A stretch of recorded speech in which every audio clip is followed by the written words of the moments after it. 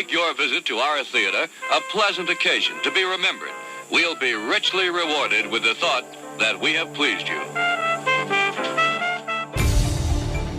The moment our fellow geeks, dweebs, nerds, and other unfortunates have been fervently waiting for has finally arrived. It's time for TMI, Confessionals of the Nerd Kind. And now, your hosts, Jeff Nerfherder Chandler, Jim Kaiju Baker, and Christina Yojimbo Henry. You can continue.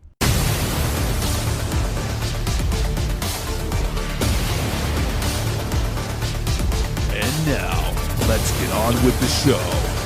Here is TMI.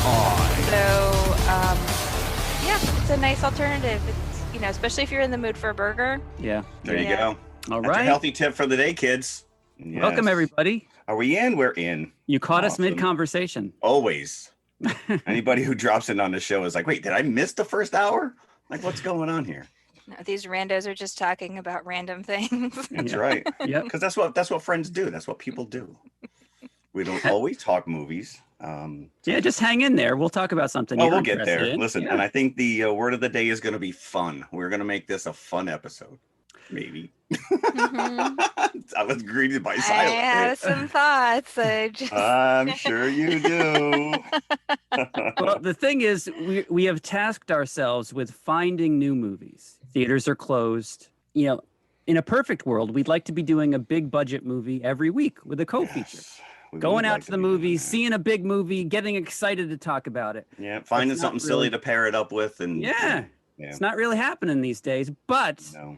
in order to stay current on the cutting edge, we are trying to find new movies, streaming, whatever's out there that we can get our hands on, our eyes on, and bring it to you. And that's what we're doing this week. For better or for worse, Mm.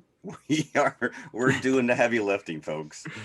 You just hang in there. You can listen to what Sometimes, we think. we watch things so you don't have to. You can think of it that way. Go. I wish somebody did my homework so I didn't have to. Yeah.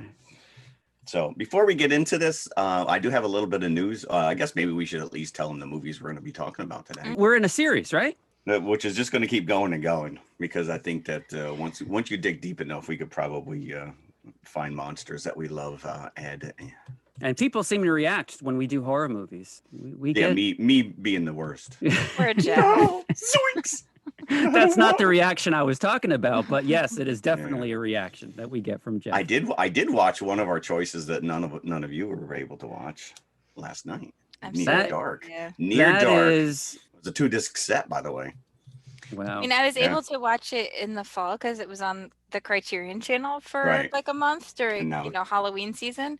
But now it's not there anymore. And of course, as soon as I talked about it, I was like, I want to watch it again. Yeah, because I don't think I'd seen it since I saw it in the theater. Right. Well, no, in I saw it 87. it was an HBO staple in the late 80s, early Okay. 90s. I saw it many Gotcha. times, but of course, I know what the story is, but I want to watch it again Of course, before we of talk course. about it. So I don't know if we're going to be able to talk about it because it's apparently. I Well, don't that's like Wonder Woman. understand- 2 of us have seen Wonder Woman.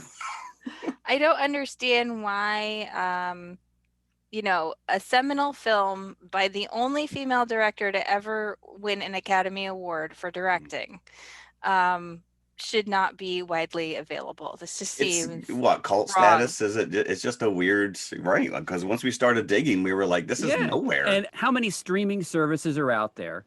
Because you're thinking to yourself before you start looking, it has to be on at least one of them. right. And Yeah. it is just, it's a dearth of Near Dark. Even YouTube, that old standby that nobody wants to watch, somehow throw it up on your phone if you can, or throw it up on your TV from your phone In and 16 parts. in 16 parts. I'm like, it's got to be on YouTube. No. No. This just seems like such an oversight. Criterion, we're on asking you, this. please release a really nice Criterion edition with director commentary. Right. Yeah, I mean, it's got a stellar cast. We could have just solved the mystery there. Maybe that's why we can't find it. Criterion took it for themselves And The they're- evidence and they're- being that it was on the Criterion channel, and maybe and they're gonna bump it up. on They're an gonna upgrade. take it to the, maybe. Who knows? I don't know. So we'll fingers crossed for that one eventually down the road. Hmm. So I did kind of throw it out there on a Facebook group that I couldn't find it, and people were sending me all these links, and there were some dicey things going on there. So I think I'm entering the dark web. I'm gonna back out. Don't tap on anything. Yeah, I know. Yeah, I learned that really quick. Don't Yeah. click. If you What's this? get- Free porn? Click. If you get an email that looks like it's from Amazon, but you didn't order anything from Amazon, don't click the link. People are like, I don't know what this is, so I'll click. Don't do it, Mhm. people. If This it's is a a- if public it's a- service message. Yeah, but if it's like a prince from Nigeria, you click on that. He's got money to give you. They have all this money and they don't know what to do with I it. know. So they I just know. need your help, You people. They need finally your help. thought of me. So what are we talking about today, Jim? So we mentioned a series, right? So what we're talking about is we're picking our favorite monsters, and we're trying to do 2 movies based on said monster that week. And Said.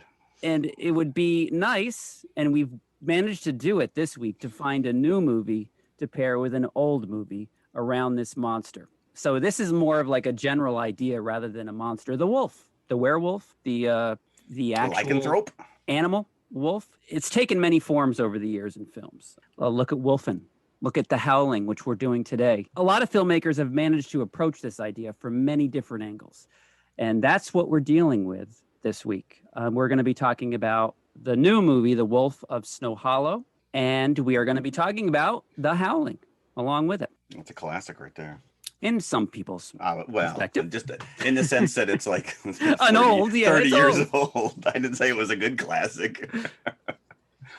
And where was Wolf of Snow Hollow? Was that on Amazon? Where did we find that? I found it on Amazon, On just Amazon. looking at, what's new. Yeah, so it is available. I think it was like a $3.99 rental or something. $3.99 rental. And Yeah, I rented it on iTunes, and it seems like it's pretty widely available across most Yeah. streaming Yeah, platforms. easy it to is- find. So it's a newer movie that's out there. You know if what's not anybody's easy to interested. find? Brotherhood of the Wolf. Seriously. No, I know. That's oof. I saw that in the Ziegfeld Theater in Manhattan. And if anybody's familiar with this, it's old school. It's probably like your music box. It's old school, big red velvet curtains, just gilded out and I love this theater, and that movie blew me away. If you are an exploding pumpkins fetishist, then you will love Brotherhood of the Wolf. I did try to get it as the co-feature for this week. I was going that's through another one some that we couldn't.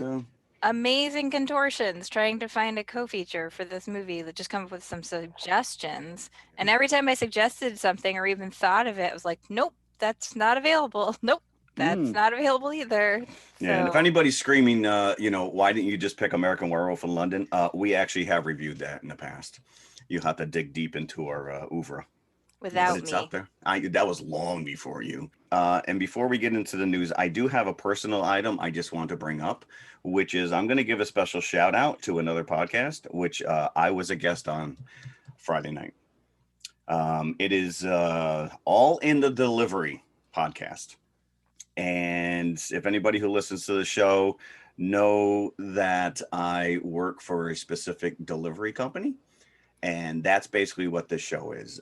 It's 3 fellow cardboard warriors, as they refer to themselves, from Virginia, the other one's in Connecticut, and then our former co-host, Dave, who's in Central New York.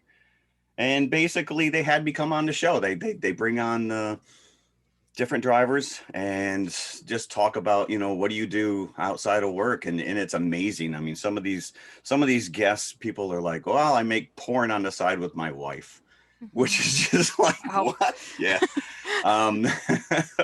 Well, there was this lady was an MMA fighter. They must have been hurting for a guest to get me on there, but they gave us a nice shout out on the show.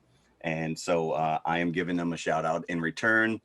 Dave, Luke, and Bobby, go check them out. Again, it's very inside, because it is specific to the job, even though, there's a lot of in jokes that maybe people, other drivers would get, but you as a casual listener. But, if you're interested, go check them out. So, there's And my should we shout out. mention that Dave is a founding member of this show? Yes, well? and I made sure that everybody knew that when they came on and listened to our show, the first person they're going to hear is actually Dave's voice. He did the intro, which we still use to this day. So thank you, Dave. There you All go. right. So and now we can officially get into the show. Yes, we And can. we will. I have a couple news items. One of them, which you just sparked my memory, because we were talking about movie theaters closing. I just got an email that the AMC in Port Chester, New York, is reopening. When? That's within like February 14th, like With within what? a week. What are they going to run? Well, I mean, they could still Wonder run Wonder Woman. Woman. They could still run Wonder Woman. Yeah, It would be nice if they would run Wonder Woman yeah. here. That's actually a good get. That's actually a good question because I'm not exactly sure. The Croods, I know. Croods, Again, they did yeah, the the Croods Croods. too. You know, these are new movies, but they are available on streaming. So, well, Wonder Woman is not so much anymore, but I still found it exciting. Theaters here in New York have been just locked down. You know, we talked about the fact that we've had to jump the border into Connecticut. And, Well, and they've been even, closed here too now yeah, for yeah, like a and even couple the ones, months. yeah. So, so hopefully that is a good sign that we can make our way back to the movie theaters. News item: Ryan Coogler, who directed Black Panther, has signed a 5-year extension with Disney Plus to create a Wakanda series. So I think that's very exciting. I think it will be exciting. I think that that'll be very interesting. Obviously, Black Panther 2 is going into production in July, I believe. They're going to start filming.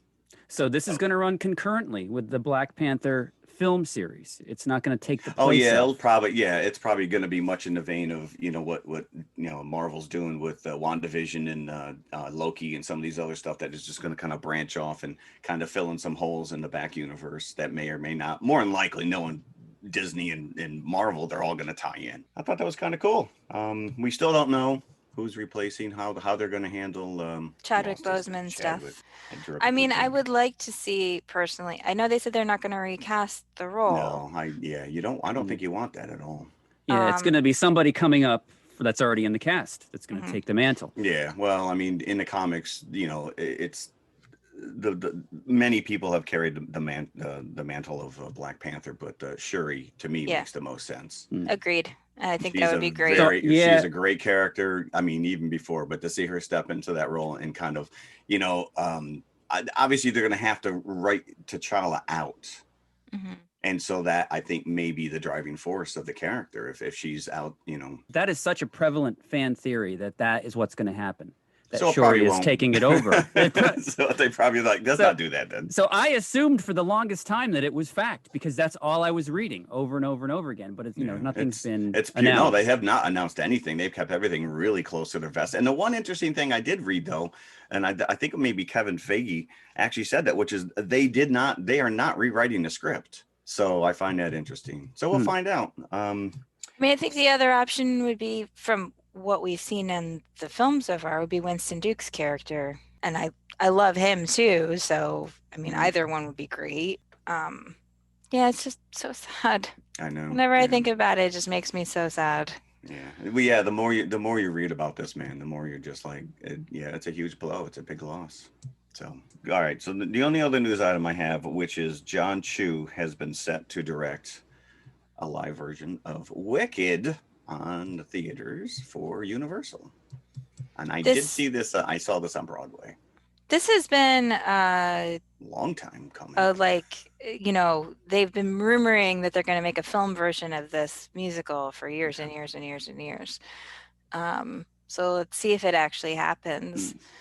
What has stopped them? Is it rights issues or? No, I mean, because the reason why, first of all, as a person who's written like a work based on other people's works, right. you can't do that unless like the books are sort of out of copyright. So when Gregory Maguire wrote the first Wicked book, he was writing, the heirs of Frank Baum would not be receiving royalties at that point. Otherwise, he wouldn't have been able to write that book. Is that a 50-year? I think it's 75 years. Is it really? Yeah. Wow, that's crazy. It's quite long. It's like longer than you think. Right. Because when I was going to write Lost Boy, they had to double check on the rights issues because Great Ormond Hospital had owned the rights to the play. and therefore the characters, because of J.M. Barrie's bequest to them. Yeah, we had to like double check some stuff before I could actually go forward with writing that book. But it may have been not so much a rights issue with Baum, but potential rights issue or conflict with MGM. Oh, okay. That makes more sense.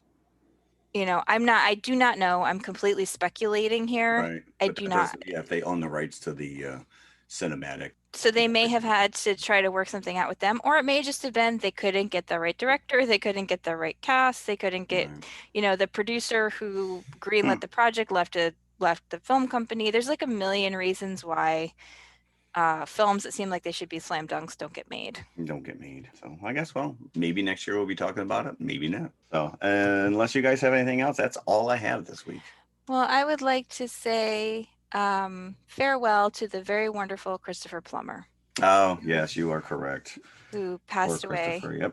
Yep. at the age of 91. He had a nice run. Most people think of him as, you know, the dad from Sound of Music. Of course. And that meme of him ripping up the Nazi flag Mhm. No. is all over Twitter and the internets in the past week.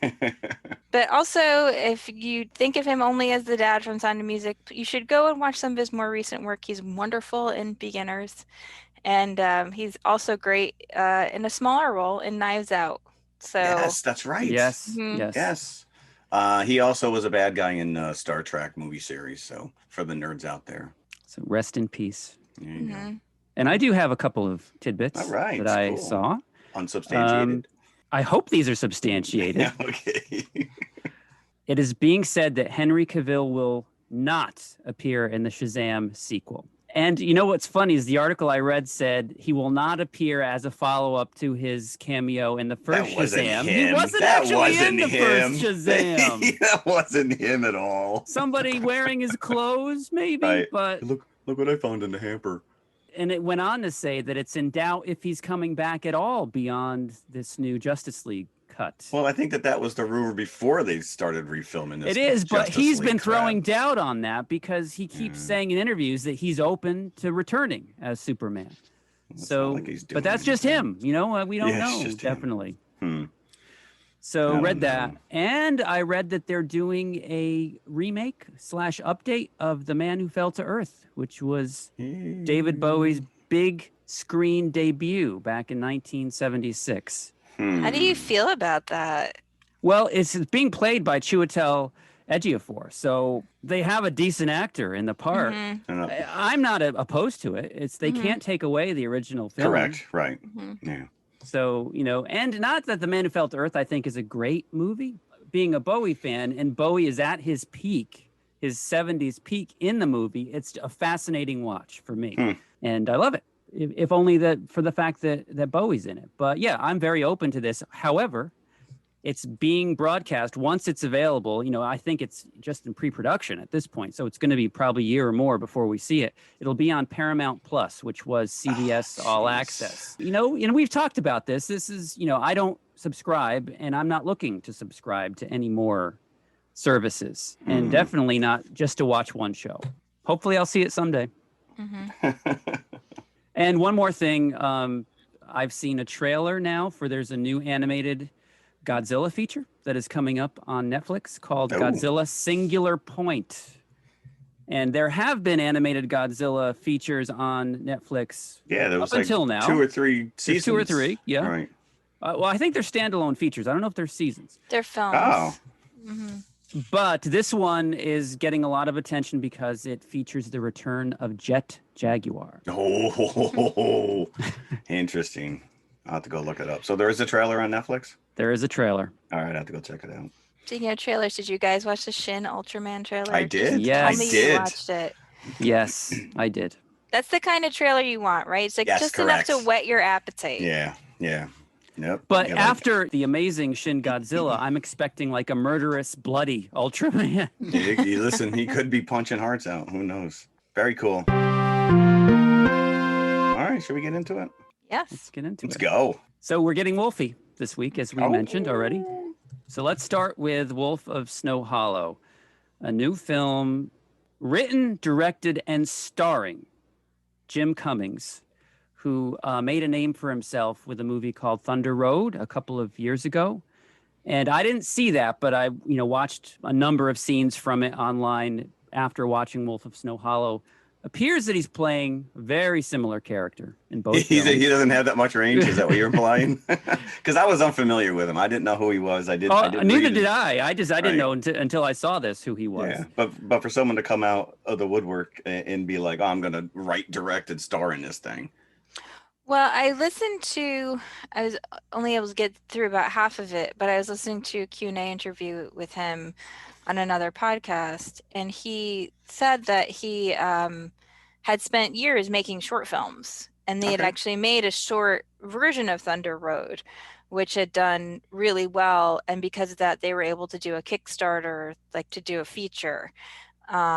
So we're not familiar with him, but like a lot of indie filmmakers, he's sort of been out there, like practicing, honing his craft, making a lot of short films, and kind of figuring out the process. But he has no formal training in acting or directing. But Thunder Road is very well received, and I just didn't have the time to watch it, or I would have before we recorded this. A lot of critics loved it and his performance. Is it out there that we can watch? Okay. I assume it is, that you can pay for it streaming somewhere. Well, I saw he had credits as a visual FX artist on Captain America: Winter Soldier. So that seems weird. It is weird, right? But nonetheless. Same guy? Are we sure it's the same guy? Yeah, because if you click on his IMDb link, So, but that might be a misplaced I don't know. thing. Yeah, because maybe. There's also another actor named Jim Cummings, a voice actor, who's Pooh Bear? Yes, he's voiced Pooh Bear and a number of other. I kept waiting for Piglet to show up and get slaughtered. Find out it was Eeyore that did it all along. Eeyore went off his meds. I was surprised to see the Orion logo. I thought this company was defunct like years ago. Like, I don't think I've seen it since the opening of RoboCop. It gives a really specific flavor to see a logo like this at the beginning of a movie. And it's not Orion, but there's also a very nostalgic opening in the Howling. But it sets you in a certain mind frame, as if you've just put in a videotape in the VCR. Yeah, exactly. Right? Yeah. And you're adjusting the tracking, and then all of a sudden this comes up. Yep. Yeah, Orion Classic, which I didn't know that they existed still, so I thought it was a pleasant surprise. Let's put it that way. So Orion, they were like kind of rebooted a few years ago. I'm going to try to be as vague as possible. A director contacted me about optioning the rights to one of my books, and he was going to take his script to Orion. Huh. To interesting. To make it. Anyway. There you have it, folks. That's not solid information. That still amounts to rumor. But they also did. They released Gretel and Hansel, the horror film that came out. I think it was last year, and which comes up constantly on my Amazon homepage. So one of these really? I'm gonna have to watch. 98% match. So, but they were recently kind of rebooted. They was defunct for a long time. They used to produce like really high profile films. Like they produced Silence of the Lambs. They did a ton of stuff. So it seemed like every other movie was Orion. Yeah, they were out there. Now we know. But Mr. Cummings plays Sheriff Deputy John Marshall, a very stressed out sheriff deputy, I might add. This dude is he's pretty high strung. And the fact that there's a series of murders unfolding in his town, and he was unhinged to begin with. So, and this is not helping his state of mind. Unravels really quick. And this opening, so we're introduced basically to this boyfriend, girlfriend that drive into town, and they're there for the weekend at the little chalet, and the kid's going to propose to his girlfriend. And that doesn't go so well. But this guy right off the bat was a jerk. Like, I didn't like this character at all. Like, you're talking about the sheriff? The boyfriend girlfriend. The movie kind of subverts expectations a number of times, because this opening montage, the couple that you're with is they're like lambs for the slaughter. You know, it's not like the boyfriend survives, but Yeah, it's the like- it's movie like loses Scream. him almost immediately. Right. And you know what reminded me of? The opening shot of The Boys on Amazon Prime, where the guy's with his girlfriend and she gets completely just like taken out within like a 2-minute window by one of the superheroes running over her. And that's what this is, because the guy's setting it up that he's going to propose to his girlfriend, and instead he finds her slaughtered body outside. But I didn't really feel for either one of them, because he was an idiot. He was an absolute jerk. He's like berating these two local guys because they're talking loudly in the restaurant. Oh, but they were Yeah, I a get that. homophobic slur. I understand, but it's like you're in a strange town and you're gonna get your hankles, and I don't know. So this was bizarre right off. You don't listen. Hillbillies, you stay away from, dude. And there is almost a confrontation. And yes, in a horror movie like this is not a good thing to be having even a discussion. Because they're immediately setting up, you know, then within like the 5 minutes, the girlfriend is killed. So you're like, all right, we already got two suspects. Yeah, and it's we now have probably two these suspects. hillbillies. Exactly. Correct. I didn't understand, though, when they were leaving the restaurant, he was looking underneath his car with the flashlight. What was he looking for? What? There were this is actually one thing I think that makes this movie not work as well as it could. There's some very weird cuts. Yeah. Where there's like the action is very abrupt. Like you can kind of make an assumption that maybe he's like peeking under the car to make sure there's no one under there. Or that they didn't cut his brake line or something. Exactly, because he just insulted two locals, right? So Correct. probably that's what he's doing. Is, Yeah, okay, did they slash my tires? Right, correct. But then it's a very strange cut because all you see is him under the car. Right, and Like, then you they just see, get in. like no discussion, no thought process. Right. The girlfriend's outside shivering. He picks her up. The next thing you see is he's in the house, can't find a bottle opener, which is a rookie mistake. You're taking your girlfriend away for the weekend to propose, and you don't take a bottle opener. He's in a bad mood because of this confrontation. Yes. And he manages to get the bottle open with a chopstick. Yeah. And then he like starts swearing and drinking from the bottle. The next thing you see is her outside, like wandering like around walking in the dark, and it's like, well, what happened? What is she? She's clearly doing? looking for She something. was looking for something, but you're like, is she looking for the garbage can? Is she looking for the hot tub? Like, you didn't survey all this before you. Yeah, there's some weird. And because you haven't seen the exterior of this building, really, you don't have so you're not established context for like where she's going. Yep. So there's some really abrupt cuts, and then the next thing you see, they're in the hot tub and they're like all romantic again. Yeah. You know, and it's like, well, what happened? Right. It's almost like the projectionist like took some reels and ditched them. You know, it's like there's scenes that should be there that aren't there. That are it's like in this last episode of WandaVision where she was cutting, like scenes were just getting cut. No, we're not going to tell you what happened to these two characters. And it's not necessarily a bad thing to like jump from stuff to stuff. No, but like you said, I think an establishing shot of the exterior of the house would have gone a long way for you to at least visualize what was going on. And it just, the roadmap was not there. So you're just getting bits and pieces. Yeah. But like, you go back to like these weird cuts, but the opening credits, and you got these beautiful vistas of the mountains in Utah and whatever. And obviously this is like a ski resort. And then they start like the landscapes start turning upside down. And I thought that was a really neat way to bring us into this, that something weird is going to be happening. It sets you ill at ease. And I think that's some of these weird things, like him looking behind the car or looking underneath the car. And then the jump cuts a little bit later are kind of throwing you forward, knowing something bad is going to happen. It sets up that uneasy feeling, but it's ultimately kind of pointless because the movie loses them. Just because of the fact that this is the first murder, that's the importance of this scene. Anything else is forgotten. Yeah. This is sort of a problem with the whole film, I think, overall. The ultimate perpetrator is not introduced like at any point in the film. So like you see like a few characters. There's a point where the police are interrogating like a bunch of people after the second or third. And that's a great scene. But I actually watched this twice. And I don't want to give away. Well, maybe it doesn't really matter. We give stuff away anyway. Spoiler alert. I was gonna say, the killer is in the first scene. He is the person that rented them the house. And you can see him complaining by his car that his wife is going to kill him. He cannot rent a haunted house. And a little bit later, the same guy, as Christina just mentioned, is in this montage, this interrogation montage. Again, So on second he viewing, mentions his wife. Okay. And then when at the very end, when the sheriff deputy is in his house talking to him, he just asks him a random question about, is your wife at home? And he says, oh, I'm not married. I'm not married. And this is what makes him realize.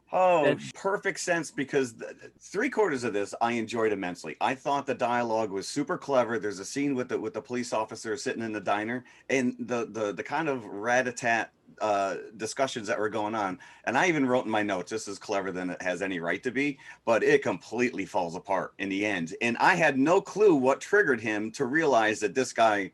So yeah, it was just you a comment about his wife. Second viewing. And the only reason I watched it twice was because, we're always looking. No. We're always looking for new things to watch here in this household, right? We found this title, and then I just threw it out to you guys, as a possible contender in this series that we're doing. And then I watched it like the next night. So I felt the same way at the end. I'm like, okay, that's random, that this guy suddenly is the killer. Yeah. And then I watched it again to prepare for the show. And then you started. And I saw him throughout. I get it. But I don't think you see him throughout. It sounds like you see him twice. You see him twice, and he's the guy in the diner. He's the guy. Established. Well, he's the guy in the diner, but you don't see his face or hear his voice. So that's not really a. Right. So because they did throw you a bunch of red herrings with potential, killers. But to your point, this is you both of you are absolutely right that you are paying attention because you have to talk about this movie the next day or the next week. And if you two didn't notice him, and it took me 2 viewings to notice him, that there's something lacking. There's something lacking. But that was probably, so here's the thing. This movie is only 84 minutes long. Yeah. And they're trying to cram a ton of stuff into this 84 minutes. And I think that is the mistake of the film. This is like Jeff said, this is very clever. Like, it has many funny lines. Like, it has some really interesting interactions, but there's too many threats. The sheriff is an alcoholic. He's got this conflicted relationship with his dad. His dad. He has the, ex-wife with the daughter. Conflicted relationship with his daughter. Yeah. He's got this weird relationship with Officer Robin. Right? Yeah. Other officer. Yeah. He's got a great relationship with the coroner, though. I love that relationship. He's got this huge mystery that needs to be solved. And he has this very incompetent police department that don't respect his authority. Right. Yeah. So he needs one problem to focus on plus the mystery in order for this film to stream forward a little bit better. I think there's so many things, and they're trying to give a little bit of time to all the problems, and because of that, the mystery, which should be the focus of the film, it's short shrift. I agree, and I really like Jim Cummings' performance in this. But that's the thing, which is I could see where people completely dislike this character because he is a mess. He is. In the beginning of it, it's more comedic. It's like a more comedic take on the character. As it goes on, that's what I'm saying. The third act falls apart once he falls off the wagon. I think once the father dies, then it becomes a different thing.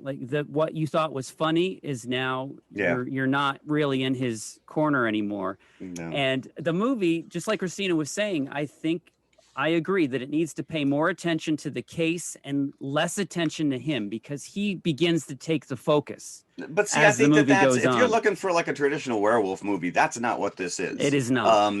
When you first sold us on it, somebody had referred to it as Fargo meets Silver Bullet. It was Entertainment Weekly. I am all on board for that. But it's more, again, it's more about this guy's inner demons. And multiple times they set him up that he very well could have been a werewolf. Because the first time we meet him, he's in an AA meeting, and he goes, "You just got to focus and don't let the monster inside of you get out." Right. There's multiple times where he opens his mouth, and he's got monster canines. And I'm like, are they setting him up? Like, because if that's the case, it made absolutely no sense. But they didn't go that route. But the groundwork was being laid, that this is more about this guy. This that just happens to be in a werewolf movie. But I think that even there, I think they didn't succeed as much as they could have. Like, clearly Right. he was trying to set up like alcoholism as an allegory for A monster. like being a monster. Yeah. Even there, I don't feel like it was as well focused as it could have been. I just feel like I was constantly distracted. Like, he doesn't have a normal relationship really with anybody. No. Right. He's not a very likable character. I was surprised to find out that Robert Forster's character was his father. They have different last names, don't they? They do, but just the way that they're talking to each other, then he finally calls him Dad. And I might point out that I love Robert Forster, and he is great. Yeah, he was great in this. He was good. The writing I thought was incredibly clever. It's filled with great lines. Yes, yeah, like throwaway lines that you like. Wait, did he just say that? Like there's a whole scene where they find a deer, and I was waiting for it to become like a zombie deer. And whoever had killed it had cut a square patch, like a symmetrical square patch of the fur off it, and they were like, well, it must have been a handprint or something. And one of the deputies, he's like, it's a hunter without a license, and he's like, you're so not good at this. Yeah. I think the line was, you are so not good at your job, I think is what the line was. And he delivers these great. There's one scene where they're in the police station, and all the other officers are saying, oh, it's a werewolf. It's got to be a werewolf. Right, It's not. And then he just breaks down and he says, our killer is a guy, and I'm going to kill. And he stops. I'm going to bring him to justice. Right. Even like they're driving up. Who would throw a beer bottle at a cop car? Yeah. Like he's like completely like really. I don't think it was the coroner. I think that was just a random off. You threw the beer bottle at me. Now I'm going to slap you. Yeah, I know. Yeah, he didn't. Yeah. So this guy just loses his mind. While you got these killings going on, and I thought it was the one lady that was taken out, and even those, like we were talking about these quick cuts, you see the werewolf, you see his silhouette, you see his outline, it's a wolf, right? And then when they cut to her funeral, it's just a tiny little coffin about 2.5 feet long because she was hacked up. No, it's her daughter. That was the girl that was in the back seat. I missed that completely. I thought it was. Oh. They did say both of their names at the funeral. Okay, I took it that it was the mom's severed body. As soon as you see the tiny corpse, you're like, oh, he killed the little girl too. But that's the thing, though. Like, there's so many things again where this film. If they just taken, even my son said this movie needs like an extra 5-10 minutes. If they just taken like an extra minute or two for certain things, or if they'd kind of refocused, I really feel they don't spend enough time on the mystery. Like, you don't get to, the big thing about mystery films, right, or suspense films, is you want to feel like you're participating. That you can play along, so to speak, like, and you can speculate. And you can I think it's this. I think it's this person. I think it's that person. And this film really doesn't give you the opportunity to do that because you're watching what amounts to non sequiturs of him, like having like a breakdown. Like he randomly goes to his daughter's boyfriend's house. Breaks into the boyfriend's house. And like you're a deputy sheriff, man. Starts to like attack him in his bed. See, this is where it goes downhill for me because But no, there's a reason, because that was after the scene where the boyfriend abandoned her the girl, after being attacked in her underwear in the middle of the. And he saw the werewolf in that scene. It was on top of the car, so he was freaking out. Let's talk about the werewolf aspect because. Because just like the movie, we're getting preoccupied with John Marshall. I wanted this so bad to be Jaws, which I thought was, we're just setting it up. It's a giant monster eating people during ski season, not swim season. And now, going back to the first murder with the couple and the girl in the hot tub, the police show up and the girl is in pieces. Yeah. Any sexual misconduct? That part's missing, sir. That part's missing from the. Well, it's gone. It's like the thing where how's the generator? It's gone, McCready. It's not there. It's just not there. Yeah. So the boyfriend's in the shower. I don't know for how long, but he is in there long enough for the killer to completely disembowel the girl and take parts from her. You don't see the werewolf in the beginning. You don't No, see the murder correct. at all. You just see the aftermath. And but barely. You know, that is the one thing. It's you know, they play fast and loose with a lot of the gore. It's not in your face. Yeah. Then you get a lot of scenes with John Marshall and his father, and then what they're doing to deal with this tragedy. And then we are introduced to a snowboard instructor who is the next victim. And this is where you see the werewolf full on. The movie just reveals it. Yep. Yeah. And it is a very Howling type Oh werewolf. yeah, he's straight up Wile E Coyote. Yeah. And so he's towering over the cowering woman and rips her arm off, and she's done. She's the next victim. They're kind of few and far between. You're looking for more of that aspect in the movie, the horror type aspect of it. Right. And when you get to the scene where he comes into the diner with the mom and the little girl, and he's asking her weird questions, and as a woman who has been approached by weird men, I can tell you that I was immediately on my guard for her. Yeah. And you could tell that she was uncomfortable right away. Oh, he's asking where she lives, what she drives. Yeah, it was he's weird. Just really like being too interested. But the thing, again, I think the film should have done a little bit better job of establishing this. She goes in to tell the story, and this is normally the kind of story that would make the police, investigate harder, like what she said. But they don't, because a second later, you see that there's like a line of people outside the door waiting to tell their story about who they think the wolf of Snow Hollow is. I just don't think they do enough to establish, like, it's not like that they're incompetent, because they're constantly sort of told that they're incompetent. It's like, why didn't you investigate this more? You should have known. It's like, well, there was 25 people outside waiting to, spout their theory, and she was just one of the people who was doing this. But I don't think they established that strongly enough in the film, because that is really a turning point for the movie, especially in terms of tone, because obviously the little girl's also killed. Right. And I was outraged because when she gets up to complain at the restaurant, you don't see her taking the girl with her. Mm-hmm. So I was like, don't leave her there with the guy at the table. Yeah. But watching this a second time, I was paying keen attention to this conversation in the diner. But again, it's not enough to give you any clue if you don't know any better. He says something about, I gave presentations at the elementary school. So watching this again, you're thinking, okay, now I know who he is and what he did. But she also, didn't she, when she was being interviewed, did she not say he smelt like a dark room? Yes, she did. So they're laying little clues, but again, to me, it didn't make any. Yeah, no. There's no connection to anybody that's been laid out. No one on this earth would have been able to put that together from the clues that they were giving. Right. Except for an actual taxidermist, because you never find out that he's a taxidermist. That's what I say. I mean, when I say, like, this movie doesn't like play fair with you. Like, sure, you might see the guy twice, but you just think he's a jerk who like rents out Airbnb. Who rents the house. Right. Correct. Until you right. Yeah. You don't connect him like to a profession where he might have that kind of skill. That's, and they keep showing you this other guy, this meth head in a trailer. Yeah, you're right. With the tattoo, wolf. We watch enough movies to know that they're always trying to throw you off the scent. I kind of knew instinctively that this was not the guy. Right. That we're looking at, right? Yeah. But they don't give you another option to play with either. Right. That's what I'm saying, where like they keep showing you this guy who's clearly meant to be a red herring. Yeah. But they don't give you another option to think about.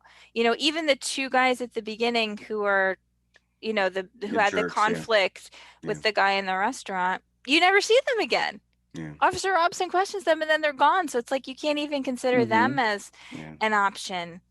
And even when they backtrack to the boyfriend at the beginning and they go to visit him, like it doesn't really go anywhere. It just, like I said, to me, there was a couple things that Marshall had said that made it sound like maybe they were setting him up to somehow be, especially, when you compare this to the Howling, you find out that everybody's a werewolf. So, spoiler alert. I think the most impressive set piece in here is when Marshall sees the werewolf for the first time. His daughter and the boyfriend are in the truck and they get attacked.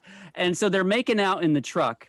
and somebody is trying to get their attention. A woman in a house is and knocking on the window. Gene. I just had Gene Stapleton's voice in my head. There's a werewolf, Archie! A werewolf! Archie! So sure enough, they get attacked. The truck gets attacked, and like seconds later, Marshall shows up and sees the werewolf on top of the car, and it's this huge thing. So it's already been revealed to you, but it's a pretty cool sequence that it's revealed so early to Marshall. So now he has no idea what's going on because he's still convinced it's a man, yet he's seen it with his own eyes. So as a viewer, you're still thinking at this point that it's not a man, that it is a wolf, because everything you've seen is telling you that it's a werewolf. Yeah, if you, like I said before, if you're looking for a traditional werewolf movie, this is not it. Not that it's not worthy of checking out, but it does kind of sell you a false bill of goods. It doesn't need to be traditional, and I did not mind in the end that it turned out to be a guy in a wolf suit and not like an actual the taxidermist, werewolf. I was okay with that. Yeah. It was more that I was like, I didn't get to sort of participate in the mystery. You don't get like different people revealed to you as potential, killers or potential options. You sort of didn't get to follow along, and like I said, in some ways I felt like I was watching a series of scenes, not like a cohesive narrative. Right. Yeah.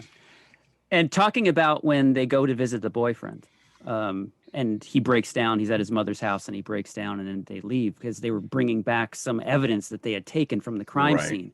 It turns out that one of the things in that package was the taxidermist's needle, which doesn't get revealed until right at the end as Marshall is visiting the taxidermist. Well, that's the thing. Like, again, you have no idea he's a taxidermist. Right. So he's not even on your radar. So he's like, oh, it's a seam ripper. And you're like, okay. So what does that mean? I don't know what that means. Yeah. You don't have like other characters. And then he goes to the house in the end, and I was like, oh, he's Clarice. He's Clarice Starling now, because they think they've solved it, Yeah. Yep. And it plays out almost exactly like that. It's true though. You're right. Yeah, you're right. But and like I was saying, the reason that Marshall realizes that this is the guy is just that he was lying about having a wife through those scenes throughout the beginning of the film. And so not that this makes him realize that it's the killer, but it puts doubt in his head. So as he walks out, he's like, can you please stand to your full height? I thought that was a really interesting scene. He goes, can you just stand up? And you just see this guy like rise up above the door, and you're like, oh shit. Because when you see him earlier, when he's talking at the house and he's saying that, how am I going to rent out a haunted house? He's leaning on his car. So you don't see how tall he is. Then when he's getting interrogated, he's sitting down. Right. And then when you see him in the diner, you only see him from like the waist down. Up. Yeah. Oh, down. Yeah, you're right. Yep. So you see him leave, but he's got his hood up. So all you see is like a tall, skinny guy. And by the way, the guy who was standing behind the guy who used the homophobic slurs in the restaurant was also a tall, skinny guy. So, again, like, and they all kind of wear this like Carhartt jacket. Yeah. So, there's no way of thinking like it could be this person, it could be that person. Like I just think like they could have still used his alcoholism if they had just given a little more time to the mystery. I think just sort of like, like I said, sort of like focus on one relationship. How about we just focus on his relationship with his dad? Like, isn't that enough? Yeah. Now we got to throw in the ex-wife and the daughter and then the other cop who takes over. She becomes the new sheriff, by the way. Because you think maybe he's dead. Yeah, because he was stabbed. Right. Yeah. So I mean, that confrontation with the taxidermist, that guy, that was I like that reveal, and he's trying to get in the door, and he finally jumps to the window. This guy's had time to put on his wolf costume. But not before he finds the Texas Chainsaw Room where he does all his taxidermy, and you see the head of one of the victims there. Yeah. That was pretty grisly. It's funny that you say that, because I was thinking about Texas Chainsaw Massacre when I was watching The Howling, because there's that scene where Terry goes into the house with all the skins on the outside. Yes. And I was like, Texas Chainsaw Massacre came out by now, so like you should know. Yeah, this is what happens. That you should not go into a house where there are like animal skins and bones. Or like bone mobiles hanging from the ceiling. Right, correct, yeah. Wind chimes made out of dog bones. Yeah. So we have the final confrontation, as we're talking about, the guy doesn't have time to put on his entire wolf costume, just enough to give you the impression of what was happening here. And so now that's a little bit of a cheat, because if you go back and you look at the especially the snowboarder instructor, the scene in the parking lot, I mean, you can clearly see this full figure werewolf, but he has dog feet.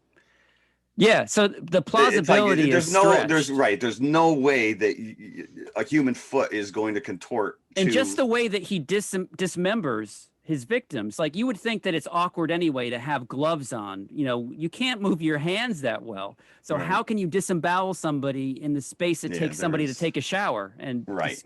Right. Yeah. But anyway, the boyfriend does say to Marshall at one point, "I don't want you to arrest him. I want you to shoot his face until you see the ground through his face." Yeah, right. And that's what he ends up doing. That's what he does. Yeah. Honestly, like, he had so many like pent up anger issues. He was just looking for an excuse to shoot somebody. There's a lot of he was probably like, "Oh yeah, I'll do that. Yeah. If I get the chance, I will do that." Yeah, well, he stabbed him too, so he's like, "You mother." Well, no, but that's justified at that point, right? The guy. Absolutely. Yeah. You know, you've now revealed yourself as the killer. So what's gonna? Yeah. Got to do what you got to do. One of the notes that I took was this plays out like an aggro Gilmore Girls, because I don't know if you're familiar with that show, but the rat-a-tat fast dialogue is a real hallmark of that show, and just his delivery. He should have been in Stars Hollow in Gilmore Girls. That's where John Marshall belongs. So that's what it felt like. I was watching a horror movie version of Gilmore Girls. Gilmore Girls. We have a lot of quibbles with it. I still enjoyed watching it. It was a cut above, I think, a lot of these new movies that you see on streaming that you're not sure about, that you end up deserting after 10 or 15 minutes. This kept my interest, and I laughed out loud a few times. Mixed feelings, but on the whole, I did enjoy it. So buckets for you? I would say it's 3.25. I'd give it 3.25. I'll give it 3.25. I agree. Like I said, it does fall apart, and some of the logic goes out the window. But the writing I thought was very clever. Yeah, in places. It's a 3. I mean, I enjoyed it, but I wouldn't watch it again. Yeah. But I'd be interested to see what Jim Cummings would do with another film. Yeah, now I kind of want to check out Thunder Road, especially if it it's been lauded. So again, my son was totally right. He's like, this movie needs like another 5-10 minutes. It needs another 5-10 minutes and a little more focus. And this could have been a great movie. I did enjoy it. The Wolf of Snow Hollow. Wolf of Snow Hollow. So let us go to the concession stand now, and we will come back with 1981's The Howling. We also did mention the fact that we will be talking about WandaVision at the tail end. Of course. Well, that goes without saying. Does it go without saying? Does it? Okay. Well, I said it nonetheless. It did this week until now. There you go. All right, let's go. Commission time. Time that stretch you've been wanting. And best of all, time to take your pick from that scrumptious array of tasty treats waiting for you at the snack bar, where the popcorn's poppin', the cold drinks are sparkling, the hot dogs are sling, the coffee is steaming,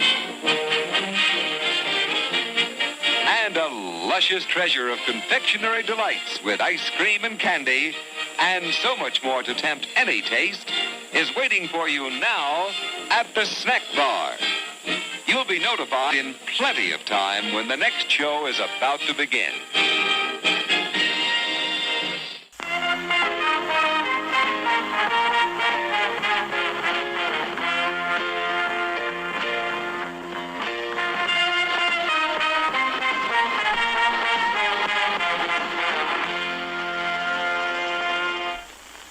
Okay, we are back, and the second film in our Wolf special is 1981's The Howling. Now, none of us were greatly familiar with this going into this viewing, correct? I feel like I've only seen it once in my life, and it probably was HBO. So if it came out in 81, maybe 82, 83, it would have dropped on HBO. Yes. And it would have been a Saturday night at my dad's house, and we went next door to my friend Glenn Knapp's. He was like the only kid in town that I knew of that actually had HBO. And that's also where I saw American Werewolf in London, by the way. Mm. But rewatching this, I feel like I just saw it yesterday. Like there were certain scenes that I like that were super fresh in my memory. So I must have seen it a couple of times over The only years. scene that I was familiar with was the transformation of Eddie in the doctor's office at the end. I've seen that a few times, but I've never. The rest of it was unfamiliar to me. I don't think I've ever sat down and watched it from beginning to end. Yeah, and I didn't remember anything about this, and my husband didn't really either. Although when we got to the end, he goes, "Oh, I Yeah. remember this part." Yeah, like it's the very very end. The of ending the is film. very iconic. Like most 80s horror movies, it is gritty and it's got some stuff that's kind of hard to watch. Yeah, So no, I have a it's- feeling that maybe, because my dad, I've said it many times, is a horror guy, right? He's a fan of horror films. So he maybe did not let me watch this on HBO, which was, I think, bravo to Probably, him. I was going to say probably a good call, but Well, that's the thing. The beginning of the film, it's actually very off-putting. And considering the way the film plays out, I don't think it's justified. So at the beginning of the film, you have this character, Karen, who's a reporter, right? Who's been getting these phone calls from a serial rapist killer. yeah, she's a news reporter. She's a news investigator. And she's somehow supposed to be doing like a sting operation because the cops know that she's out there.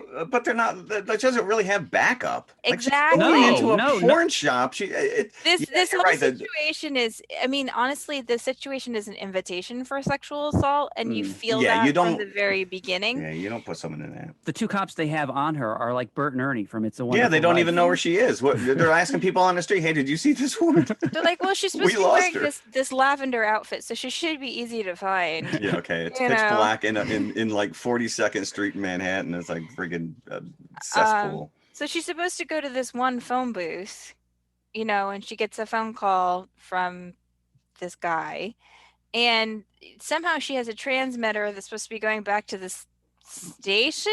To the news station, not to the police station, to the news station. The news reported, oh, we lost her. Oh, well, good luck. Let's hope she survives this one. Sorry. Yeah. And Roger Corman is standing outside the phone booth. Yeah, he's a little cameo there at the waiting again. Did you see when he gets into the phone booth after she leaves? He checks the change little slot. To see if Does there's he money. really? Yeah, and I guess that was just a little nod that he's he was really cheap when he made his movie, so he was looking for That change. is funny. That is funny. Yeah. But yeah, and then she ends up going into this porn shop, and like she goes into one of the booths, and like I mean, and the guy of course is waiting for her. Yeah. And then he puts the money in, and like a snuff film comes on. It looks like. Yeah, that was some bondage stuff going on, and you're just like, what the hell? This was not a See You Next Wednesday film from American Werewolf in London. Which came out the same year as this, right? They both dropped the same year. And this scene is like excruciating because they keep showing you the film on the scene. Yeah, on because she's the forced screen. to watch the movie. The person Eddie is behind her. Mm-hmm. So okay, so my feeling was you don't need to keep showing us this. Like, we know what this movie's about. I don't need to keep seeing it. And it's incredibly graphic as Yes. Well, that's just it. I mean, you could show me implied stuff, but you get this lady's bound up and being abused. So right off the bat, like you said, it puts you off because she's in this dirty.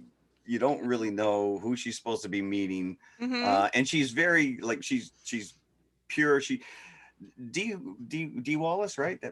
Yeah. Who is the mom for E.T. and she was in Cujo, and she had a very Olivia Newton-John vibe going on in certain scenes, I felt, but you knew immediately she did not. She was very uncomfortable just walking into this porn shop. Like she's a very feminine actress, right? Sort of traditionally feminine. So like she's sort of blonde and blue eyes. She has a very high pitched voice, and like she's wearing these pastels, so she looks very girly girl, like pure and feminine and innocent. And she's in this very horrible situation, and you know that something awful is going to happen. And I'm immediately like, oh my gosh, like how much are they going to show here? Because they're showing, this film, and the she miraculously is saved when the two incompetent cops show up. And the one cop does something crazy, which is he shoots through the door. Yeah, which is just, it's like, come on, dude. What do you It's like, you don't even know who's in there. I know, So I know. inept. Yeah, after he fires, stop or I'll shoot. He could have shot her. He could Well, have. that's just it, right? He had no clear. Now, some of the angles when this takes place, when they burst through, I was confused whether or not he was actually assaulting her when they come in, because you see her It is questionable. being It's not pushed from clear. behind. It's not No. clear what She's happened. struggling, right? She's struggling, and like you see like his silhouette, and it's just and he's not. obviously in mid transformation if he isn't completely. It's not changed. at all clear what's happening in this scene. Then okay, it's like she's had this traumatic experience, and this is somehow tied to there's like this pop psychologist, I guess, Yeah, who keeps Dr. coming Wagner. on there. Who is the great Patrick? What's his name? Patrick McNee. McNee, who is John Steed from the Avengers, but that voice. And he, is always on hit her news station talking about his book, which is about like the nature of the beast inside man. Yeah, never know. try to deny the beast. So again, going back to Snow Hollow, where these guys are laying out this dialogue, and you're like, right from the beginning, this guy is questionable. And it has like a lot of this kind of like late 70s, early 80s like pseudo psychology that sort of became popular in the mainstream. Yeah. And then she goes to him for treatment, and he's like, I really recommend that you go to this retreat that I have. Before they even mention the colony, one of the things that spurs her to do this is that she tries to go back to her old job. Right. And she has PTSD from what's happened to her. Right. Yeah. So as anyone would. she starts to break down on camera because she can't talk about what's happened.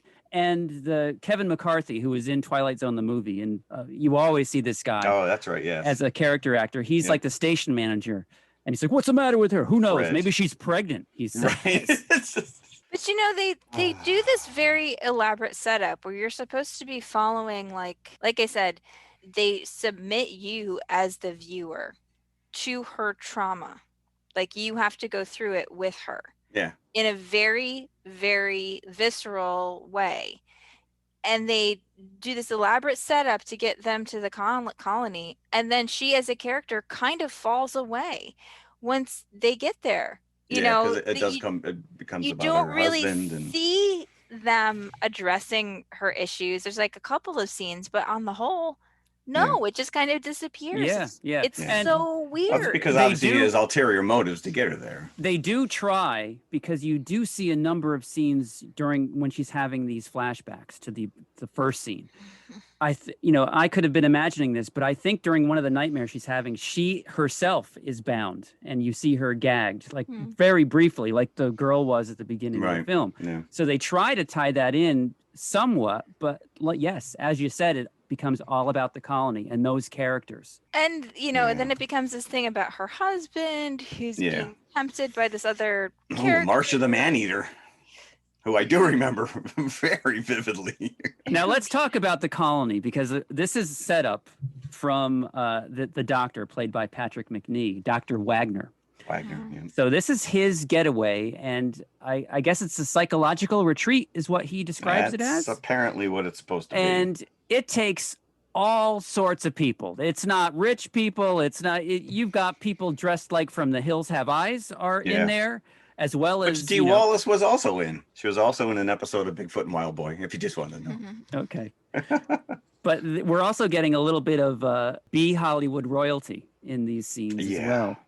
Because you have John Carradine is one of the residents of the colony. The crazy old man. Slim Pickens is the local sheriff Slim Pickens. that shows up every once in a while. Crap, I love that name. I love his that voice. When you hear his voice. I actually wrote Slim Whitman in my notes. That was not Slim Whitman.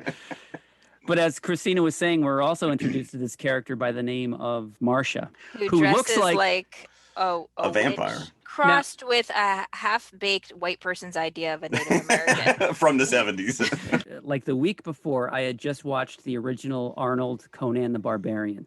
And there's a scene in that where he has an interlude with a witch. Mhm. who turns into a fireball and flies away. Yep. And at the end of that, he says, as he says throughout Conan, Crom. So Mhm. I was expecting whenever Marcia was on screen, Arnold to be in the background, Crom. And she, I mean, like many movies from the 80s, she's in this movie so that she can Oh, show I her had him. boobs later in the movie. That's You not Well, all she it's- shows. She is Well, on she was display. also sold I've seen her. She's not very happy with this movie because she won't do nudity, or she never did afterwards, which was Mhm. the fact that she was told that it was going to be shot very tastefully through the fire with a Mhm. lot of smoke and a lot of haziness, and there'd be nothing. It is straight on frontal nudity. Mhm. So there ain't nothing hiding. Let's put it that way, And kids. again, this is like such a weird diversion subplot. Like, there's no focus on Karen. You have this sort of side investigation I that's was going to going say on you got the other with issues with Terry and yep. and Christopher. Yeah, and Like, they're going into Eddie's apartment and like rummaging. It's like, wouldn't that be a crime scene? it's like, why didn't you stop touching the evidence? Right, the police should have been there long before the news people got there.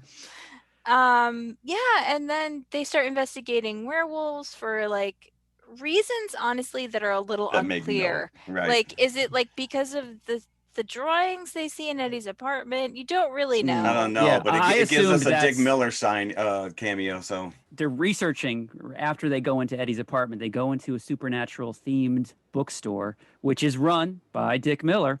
and there's nuns walking through there buying books. It was a He's got movie props. Actually, a fun fact: when they go in, there's like a mummified corpse sitting in a in a chair. Oh no, you're gonna tell me that's That is Grandma from the original Texas Chainsaw Massacre. Oh, I thought you were gonna tell me that This was. is what I'm saying. Terry should have known not to go into that house. Yeah. It was bizarre. And he just happened to have a box of silver bullets. And then Right. when later they go back and he takes them, he goes, wait, I got to find out how much to charge you. I'm like, well, you're selling them. How would you not know? Like, do you have I to know. check up how much silver is that day? It was so funny too, because as soon as he said the silver bullets were there, my husband goes, "Well, that's a gun on the mantelpiece." And then like later when Terry drives up by herself, he goes, "Oh, well, Christopher had to stay behind so he can buy the silver bullets." There you go. You know, and Yep. that's exactly what Yeah. happens. This is again is like where it gets really frustrating, because like, what is the point of Terry as a character? She's a reporter, but Karen's also a reporter. So a lot of the stuff that Terry does, Karen could be doing, and you been could doing. Yeah. and you could have her, you know, kind of unfolding all the stuff, the weird stuff But that's she's happening. not. at the She's colony. she's making stupid choices, because the first night they're in the little bungalow and she hears a noise out her window. First of all, you don't have bug screens. Second of all, know. close the freaking window. I know. No, let's go outside. Let me go outside and check this out. Would you really do that if you had just been through a traumatic assault? I mean, that's No. the thing. Like, it doesn't Mm. make any sense. No, but not you only that, but could- after you meet all those weird people on the beach, I'm not answering the door at all. you could make a justification, though, that as she's going through therapy or whatever, and she's trying to uncover her memories, that she's, you know, investigating and uncovering all these other things that happen Right. at the retreat. There's a lot of things they could have done to keep the focus on her, but instead they have like this 10-15 minute diversion where Terry's like doing all this investigating, Right. uncovering all And this like you said, stuff. then it becomes the husband. It comes the story of the husband. He goes out hunting with the sheriff or whatever, and they find cattle mutilations. And I immediately was like, "Oh, alien abductions! Here we go!" And then somebody actually called it out, and I'm like, It's "Oh." almost like that they didn't want Karen to be a strong character. She is passive throughout. Right. She's now Almost broken. like she's more threatened that way by the events surrounding her. But then there's like long stretches where you don't even see her. So No, again, correct, it's like yeah. you've been subjected to this trauma with this character for no reason. No and apparent reason. And then Terry is killed, and it starts to feel a little misogynistic at this point, because like I tell you, Karen yeah. is an independent character at the beginning, right? A seemingly strong character because she goes out to do this thing to help the police uncover this killer. She's traumatized. So it's like she's punished for being a strong, independent woman. And then Terry does the same thing and she dies and she's punished for being a strong, independent woman. And like this movie like left a really bad taste in my mouth. Marsha was a strong, independent woman. Yeah, Marsha's the monster. Marsha the monster. Marsha want Billy. Marsha bite Billy. Billy like, now want meat. And when they were actually consummating in front of the fire, mm-hmm. and all the wolves are, I'm like, are they like all like somehow connected to each other? I mean, are they let's talk about that. The same thing she's experiencing. The effects, the special effects are across the board in here. They go from astounding. Yeah, to downright completely ridiculous. Cheesy. You see them in the long shot in front of the fire. It's a cartoon. It's a hand-drawn cartoon. It is literally a cartoon of two werewolves. Yeah. But then you see those very distinctive Bottin effects, which are similar to what he would later do in The Thing. Very similar, very similar. The transformation in The Office with Eddie. But, you know, in the end, I was just like, where is this movie going? Yeah, the movie, it really works as a showcase for that scene. Because, you know, it's no surprise that that's the only thing that I remember. Maybe I watched it, maybe I didn't, but that's all I remember. In the context of the movie, she's trapped in the doctor's office and he transforms. Eddie, who we thought was dead, broke out of the morgue. You know, that was another side story. But it takes him so long to transform. She could have ran down the street, hailed an Uber, and been on a train. My wife is like, just leave. Just right, leave. right. He's actually like probably you know, vulnerable at that stage. I know. It's the same thing. I mean, you're just shouting at the screen going, what are you doing? And again, if you're gonna compare this to American Werewolf in London, when he transforms the first time, he's alone in his apartment. Yep. So it can take as long. It's excruciating. This is. I hate comparing the two of them because they're two completely. You can't help it. They came out the same year. They did come out the same year, and you know, and I mentioned it before. He looks like Wile E Coyote.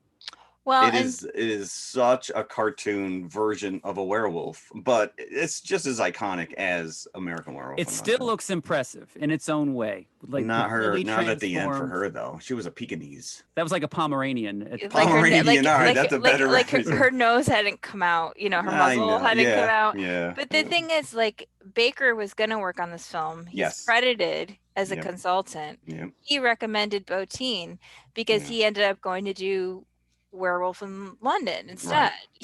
I remember watching an interview with Rick Baker on one of the special features for American Werewolf in London, where he talked about how he'd always wanted to do a werewolf transformation, and he like had a very specific idea of what it was going to be like.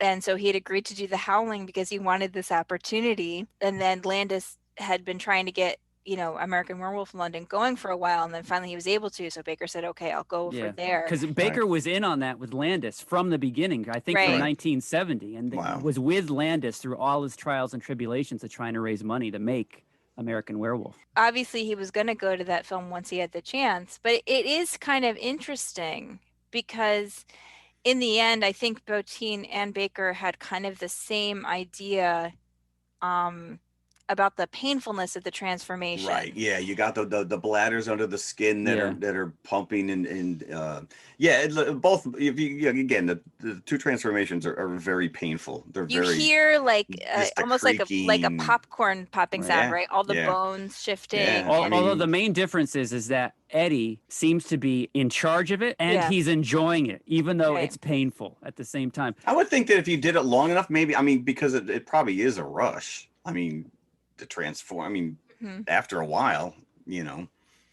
But I am so glad that Rick Baker did not end up doing the Howling, because his iconic transformation would have been wasted in this movie. Yeah, it was funny because when you first mentioned the Howling in the context of American Werewolf in London a couple of weeks ago, you said it's not as remembered because it's overshadowed by American Werewolf in London.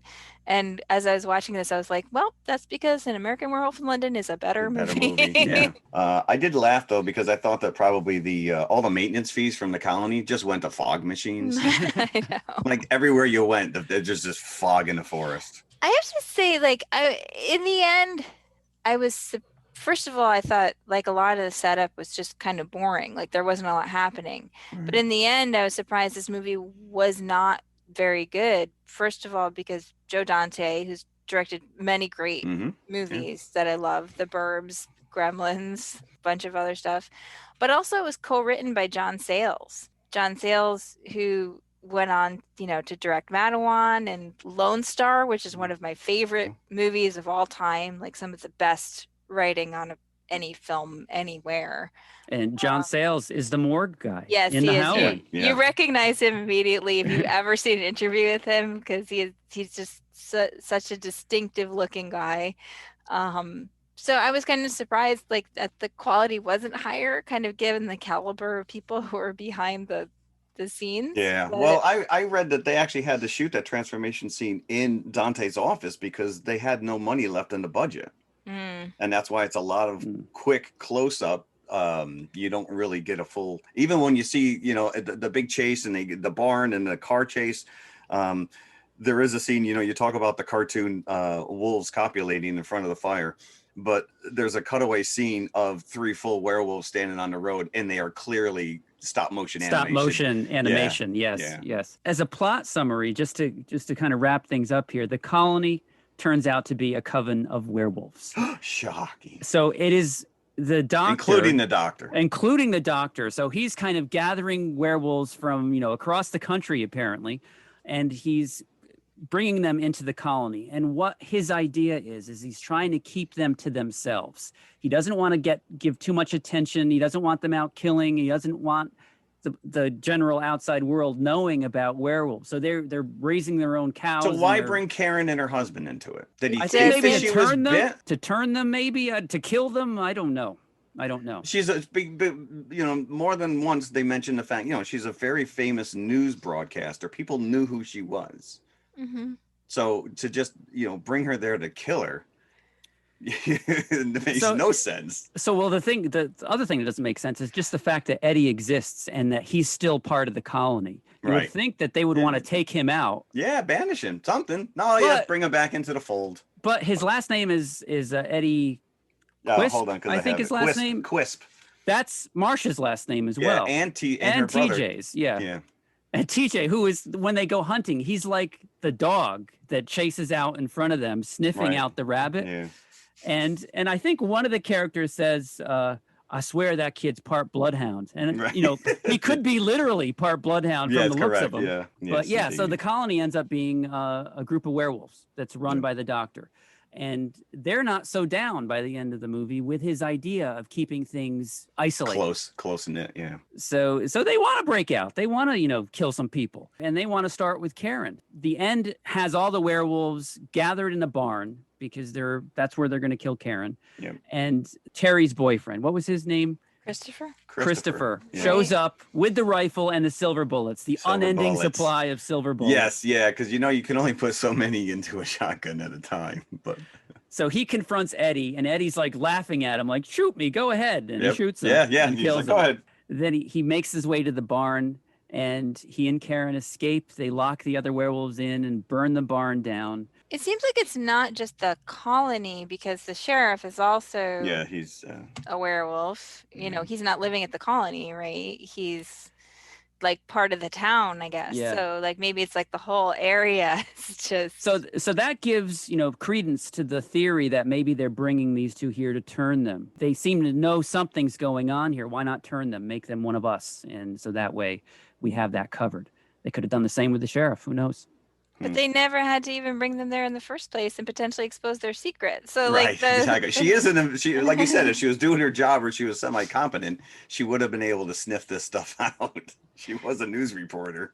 But as they're escaping, she gets scratched in the car because one of the werewolf jumps on the car, and then they end up driving away after they shoot it, but not before that she's wounded.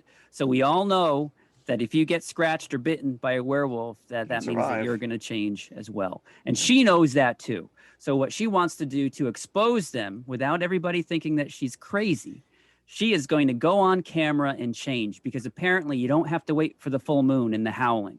You can change during the day. You can change it anytime. Control. You can control it. So that's what she does. She starts a news broadcast, and as the camera, focuses in on her, she starts to change on camera. And meanwhile, they're going nuts. Fred's like, "What is this? An editorial?" And nobody believes it. We just call it the nightly news now. But the kids get yelled at. Mom's like, "What are you guys watching in there? We're watching the news. The news lady's turning into a werewolf." And then you see Mick Garris is another cameo. You see him watching with his girlfriend, and nobody takes it seriously. And then you see her turn into the Pomeranian, and with tears coming out of her eyes. And then the guy shoots her. And he shoots her. Wouldn't it work more towards their story to keep her alive? You would think, because now he's got murder rap. Yeah. First and foremost. But it wouldn't be as dramatic. I don't know. It just, I was laughed that the out plan loud. all along for her to, suicide by reporter? I don't know. And they never mentioned the fact that Terry was killed. Just whatever. It's kind of similar to Wolf of Snow Hollow. This is a short movie that's very unfocused. Well paired. We didn't mention that there's another cameo by Forrest J. Yes. Ackerman. Yep. Holding a copy of Famous Monsters in his hand. Yep. In the bookstore. Yeah. I did. You mentioned Gremlins before because obviously Dante directed that as well. There's a character, the news reporter Lou Landers. He shows up in this movie and he shows up in Gremlins. So are we talking like a shared universe here? Could be Joe Dante's universe. Dante verse. Mm-hmm. I like it. There was a trend in late 70s, early 80s horror that this sinks its teeth into. There was a lot of these movies were depending on performances from veteran Hollywood actors. Like there's a list I could go down, and this is just a short list. I'm sure there's more. For example, Ghost Story had Fred Astaire. The Changeling, George C. Scott. I mentioned the other week, Ben Johnson was in Terror Train. Donald Pleasance, Halloween. To get more obscure, Rory Calhoun in Motel Hell. And here we get like a plethora of old school actors in this movie. So I don't know if the filmmakers thought they were lending credibility. They were reaching out to that, the senior audience to bring them into the Howling. Bring them in. Well, Slim Pickens is in this. Let's go check it out, honey. Well, but you also have like really established actors like Gregory Peck in The Omen, and like Christopher Lee in Wicker Man, and Christopher Lee in any Hammer movie, right? Yeah. Interesting. It did make money.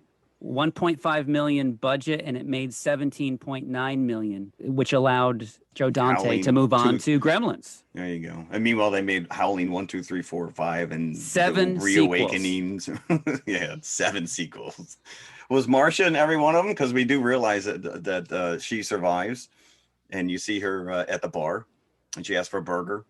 Rare. How would you like that, ma'am? Rare. And then it cooks through the entire credits, and you're like, that's not rare.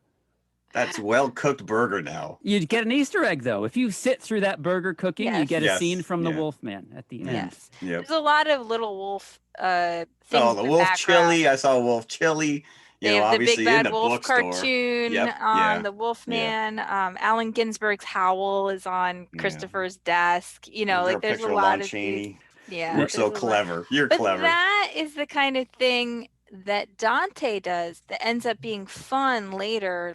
In I'm pretty sure it was in The Burbs, there's a Gremlin cereal box on the counter. Things like that. He does, that can be fun later, but you don't really see, I think of his films as sort of, the humor, I think tends to be more of his signature. And this one wasn't so funny. There's no humor. No whatsoever. When I pulled it up on Amazon, it was described as a horror comedy, and I would not. No, not at all. I don't think I laughed once. It doesn't. Anybody turning this on to laugh in the first 10 minutes is going to be mortified. I was glad because my son was not in the room for like the first 15 minutes, and he came in after, and I was like, okay, good. At least he missed that part of the movie. Yeah, that is. That's hilarious. Yeah. Very weird fact is this won the 1980 Saturn Award for Best Horror Film while it was still in development. What? It wasn't even out yet. It wasn't even out yet? We heard good things, so let's This casts a very shady picture across the whole Saturn Award idea. So you got about $5,000. You got best movie. It's not out yet. There you No go. problem. Yeah. Awesome. Crumb. So what kind of buckets would we give Oh, The Howling? I can't. I don't know. 2 3/4. I was ready to give it 3, but after this I discussion, know. I have 3 written right here, but I dumped it down. after this discussion, I am going to agree with you. 2 3/4. So I'm giving it 1.5, mostly for Rob Bottin's effects. There This you go. is like I said, in the end, this movie felt very misogynistic to me, like very off-putting. I don't need this in my life. If I don't only think- we could have chosen another werewolf. I don't think Any other of us, werewolf Yeah. movie. I don't think any of us were prepared for The Howling. No, like I said, I could get over how much I did remember of it, so I must have seen it multiple times. But yeah, it's not good. Maybe someday we'll get to see Brotherhood of the Wolf. Or The Yeah. Company of Wolves, or a whole. I mean, Dog soldiers. We had a whole list. Yeah. You know what's crazy is that when we were looking for wolfy things to do, Christina had mentioned Curse of the Werewolf, which is the Hammer film starring Oliver Reed. I looked for it on my guide, couldn't find it, and as soon as The Howling was over, recommended for you, Curse of the Werewolf, right Not there. Here. so we could have watched. We could Oliver have. Listen, Reed. we could easily keep this series going. Well, yeah, we have other creatures to move on to. That is true. But before we get there, are we going to talk a little WandaVision? WandaVision. Oh, man. My son texted me. He goes, "Did you watch a new episode?" I'm like, "Of course I did." He goes, "This just keeps getting better and better." And I'm like, "Did you think it was going to get worse?" All those haters that were out there the first couple episodes should be eating crow right now. They should 'cause be. This is exactly where we wanted it to go. This is exactly where we were expecting it to go. We are on And they episode are 5. not disappointing at all. Episode 5 is called On a Very Special Episode. And I love that they're doing this whole kind of tongue-in-cheek titles, to TV nods. But it is a very special episode. Just like last week, we interrupt this program. That's exactly what they did. Right. They interrupt the program. And so this is So back in well. back in 80s sitcom land, and this episode takes off on an 80s sitcom. Oh yeah, you because get straight up Family Ties / Growing Pains. Yep. We were intro. in the 50s, 60s already. Then we moved Yep. on to the 70s, and now Yep. we are fully into the 80s. And when you saw that in a description of an episode, on a very special episode, usually it was an episode that took something seriously. Like they were trying to tackle a serious subject matter. Arnold getting touched by the Maytag repairman. Or Edith getting raped on All in the Family. Oh geez, I don't even remember that. I was actually thinking Michael J. Fox's character on Family Ties. It was alcoholism, right? Yes. Yeah.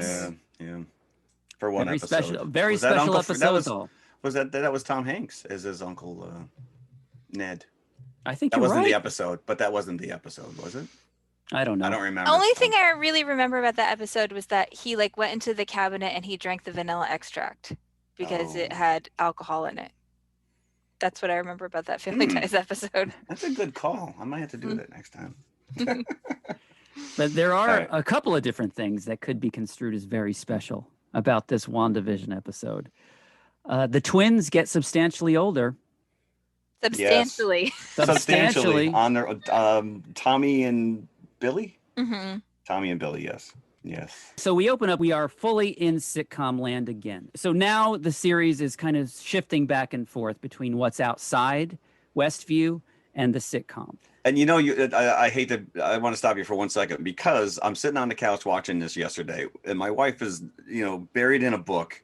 And at one point she goes, do you keep switching channels? Are you watching 2 different shows? I'm like, no. And I'm like, I'm trying to explain to her what's going on. I'm like, either you watch the show or you don't. Yeah. But she was completely lost and confused that, you have this straight up sitcom world going on, but then you have this MCU, serious stuff. I'm like, just go back to your book, baby. And again, it even has an opening, just like an 80s sitcom Yeah. would have, with its own theme song. Yeah, I think it's like this. It must talking about family ties. I think that's what they were trying to base this I think around. the song itself was more a Growing Pains type of because I couldn't get the Growing Pains theme out of my head for the rest of the day. But the hand painted stuff, that's all Family Ties. It was so funny though, because as soon as it was over, my husband goes, "I forgot how much I hated 80s theme music."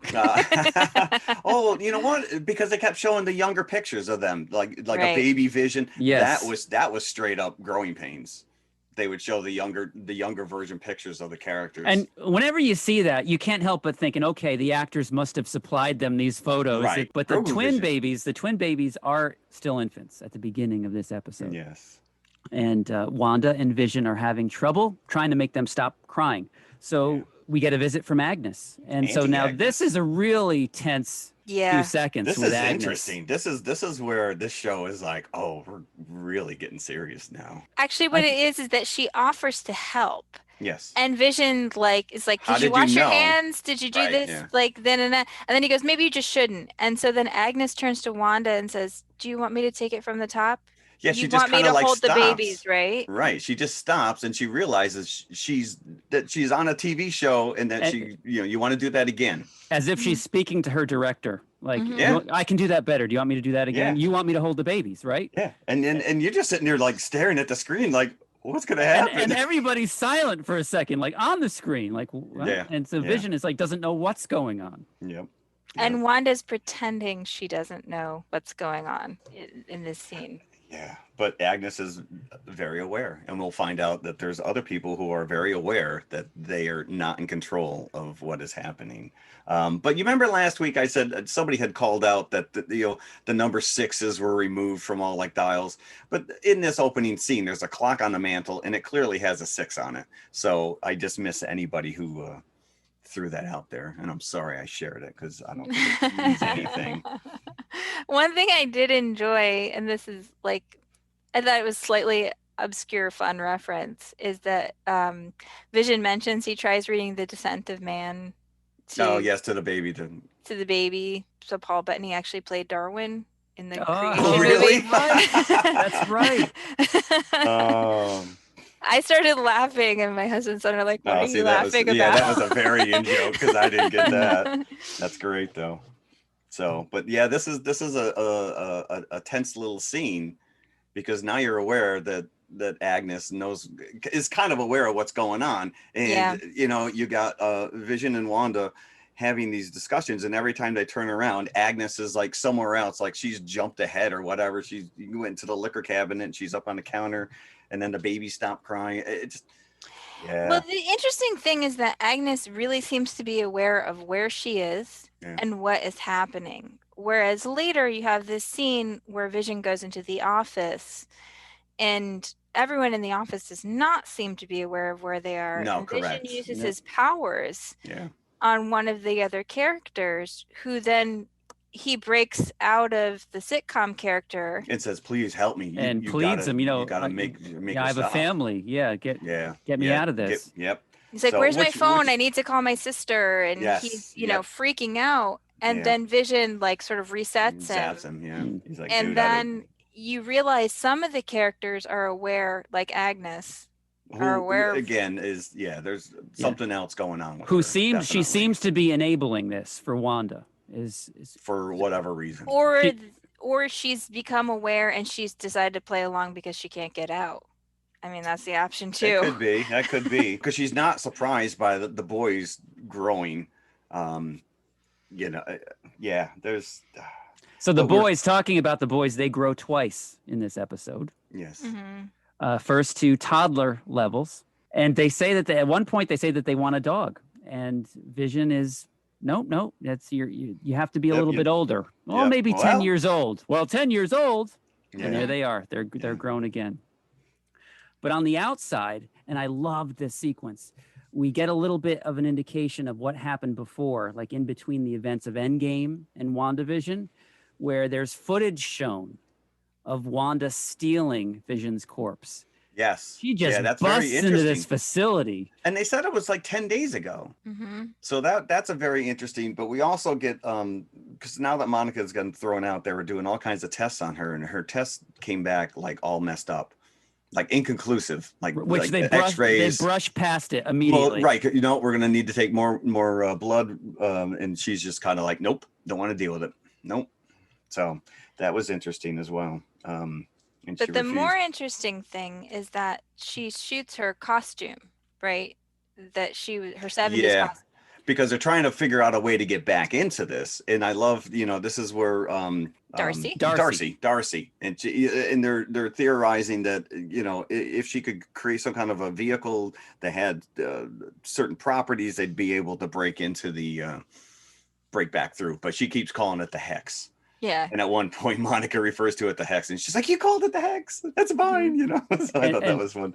And talking about Monica, she also brushes past a reference to Captain Marvel. Yeah, this I found very interesting. She because not just brushes past it, she deliberately changes the subject. Yes, like it's a sore subject. Yeah, which so go back to the fact that her mom died of cancer. And I'm thinking, did somehow Captain Marvel indirectly, because in the Marvel comics, the original Captain Marvel dies of cancer. And I'm thinking, even if you go to like Guardians of the Galaxy, where Peter's mom dies of cancer because she's exposed to ego, we find out. I actually was thinking more that I guess I interpreted, there's probably more than one way to interpret it, but I interpreted it more as like she was not wanting to draw attention to the idea of Captain Marvel because she knows Captain Marvel's doing something else. Like, I guess I just thought... Yeah, or the fact that, she did disappear. So here's a little kid that was her aunt. That was, she looked up to her. And then, she goes off in space and you grow up and you don't see this aunt for the last 20 years. And all of a sudden you come back, you're like, oh, I guess I wasn't important enough for you to be around. I don't know. We don't know. No, Maybe we she don't was know. there. Or, Yeah. I just want to go back because I didn't finish saying the thing about the costumes. It turns out what Monica's costume is bulletproof. Yes. Now. Yes, that's we circle back. Because she was wearing a bulletproof Kevlar. vest when she entered what Darcy calls the hex. Yeah. And so it's this whole idea that they're trying to come to this conclusion, like Wanda isn't sort of making stuff out of the universe whole cloth. She's just manipulating existing things, which is they're trying to work this out so that they can figure out how to get inside in a way that Wanda won't find intrusive. And so we saw the same thing with the beekeeper, right? That had to be assimilated into the sitcom. So theoretically, she could have just put that costume back on and walked through the wall. Except that, Wanda would immediately have. Right. But it didn't matter because she knew the minute they put a drone through there. So that's the idea, is to put some kind of tech from that time period through, which they come out with this drone. I didn't see drones like that in the 80s, but No, but then again, that's sword. So that's hush hush stuff. Yeah, but meanwhile, the boys get their wish because a dog magically appears, Sparky. But then we also start getting the Vision, who is kind of realizing that maybe things are not exactly. Because he goes and they kind of go at it with each other, and he's like, I don't remember anything about myself previous to arriving here, right? Which apparently has been within the last 10 days. If she just stole his body, from that footage 10 days prior, which gives the indication that he is not a construct of this.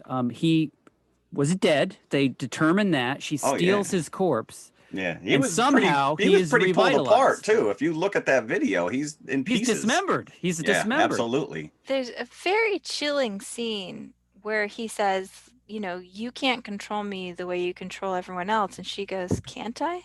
Yeah, because she knows she is. And you're kind of like, whoa, Wanda, that is not a heroic stance, No, because she's starting to see this little world crumble. A little bit, the kids are out of control. They're doing their own thing at this point. And the drone doesn't help. Now, this is a great scene when the drone comes in and she busts out of Westview to confront Hayward and the rest of the Sword. Yes. And did you soldiers, notice her accent immediately came back? The accent was there when she was out of Westview. Yep. Yeah, which I thought was great. And I loved how she trains all the guns, because Monica had no idea that this drone was armed. They just wanted to communicate with Wanda. Yeah. But nope, Hayward had a missile on there and tries to take her out.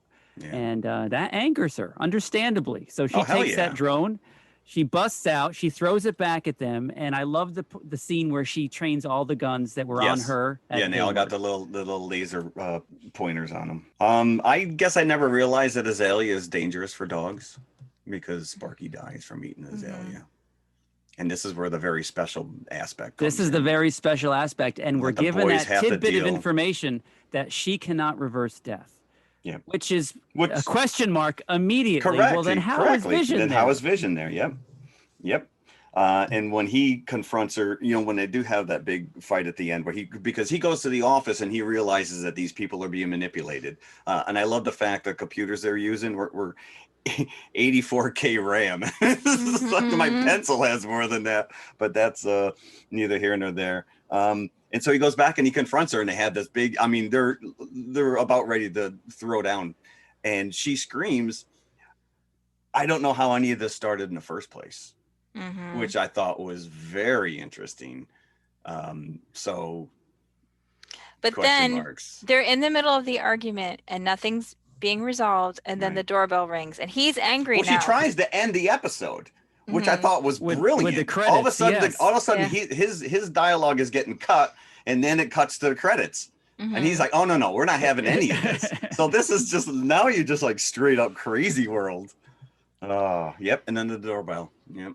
Yeah, this episode does not stop giving at this point. You think that you've got an overload of information already? Holy crap, this was big. This was a big ass reveal. And you kind of got a teaser because earlier in the episode they were taught when they were watching Wanda break into facility and steal Vision's body.